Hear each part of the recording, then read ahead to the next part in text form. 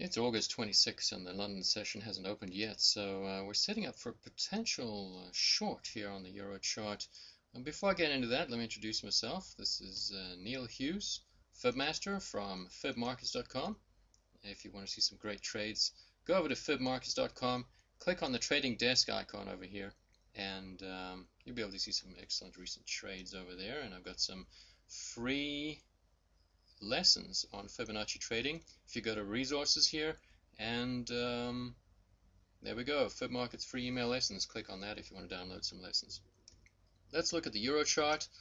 We're looking at a 4-hour chart right now, and what I can tell you right from this chart is we've had a ton of whipsaw, lots of chop and slop all the way back on this entire chart, slamming back and forth without much trend on the 4-hour basis. On lower time frames, of course, we get some great trends now and then, but that's all within a context of overall whipsaw, so do be careful. This market can reverse on a dime and slam against you pretty quick. So Euro chart right now is in a bit of a downtrend on a 4-hour basis here, and we had some support right here around 42.60, and I had a green arrow for potential bounce off of that to go long, or a red zone below 42.60 for some shorting. And what's really interesting is we broke that support right now, and we're testing it.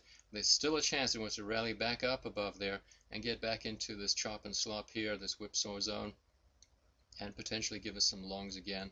But I'd really prefer if it doesn't do that. A minor rally would be fine. If it just tests to the upside a little bit, would be good.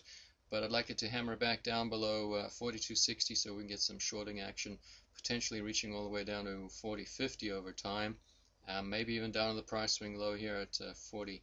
So 4-hour chart is below that support. I'll zoom down to say a 60-minute chart here, and you can see how it consolidated along that support a few times, tested it to the downside, now gently working its way up. And as I said, the London session isn't open, so we'll have to see what happens in what's the time. It's probably going to open in another 8 hours or so. So we got some time. Watch it drifting up gently.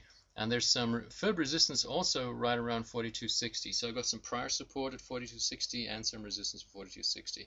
So if we get a changing trend, we've got a little mini uptrend here on a 60-minute chart as it works its way up.